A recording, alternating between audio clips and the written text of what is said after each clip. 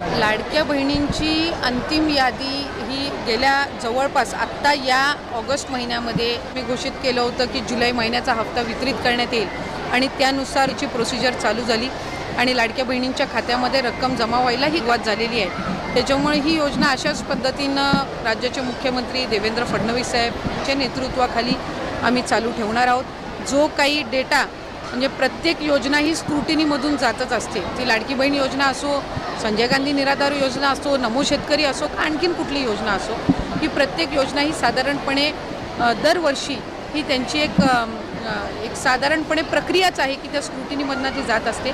आम्ही वेगवेगळ्या विभागाकडनं, महिला व बाल विकास विभागाने वेगवेगळ्या विभागाकडनं त्यांच्याकडे जो डेटा आहे त्यांच्या लाभार्थ्यांचा हा साधारणपणे आम्ही मागितलेला होता, जेणेकरून लाडकी बहीण योजना जी आहे आपल्याला माहिती आहे की निकषामध्ये जर एका योजनेचा 1500पेक्षा अधिकचा लाभ जर कुठला लाभार्थी घेत असेल तर ते या योजनेमध्ये पात्र होणार नाहीत, अशा पद्धतीचे जे नियम आणि निकष आहेत। स्क्रुटिनी करण्याचं काम हे चालू आहे।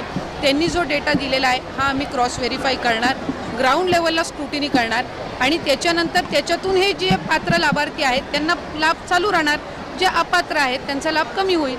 या योजनेच्या रकमेमध्ये काही वाढ होणार आहे का? नाही, 2100च्या संदर्भातला योग्य तो निर्णय हे शासन, मुख्यमंत्री फडणवीस साहेब, उपमुख्यमंत्री, मंत्रिमंडळ हे त्यानिमित्ताने घेईल। पण मला आपल्या माध्यमातून सगळ्या लाभार्थ्यांना सांगायचं आहे की ही योजना अशाच पद्धतीनं आम्ही पुढेही चालू ठेवणार आहोत आणि कुठेही या योजनेमध्ये खंड हा पडणार नाही आहे, कुठेही बंद होणार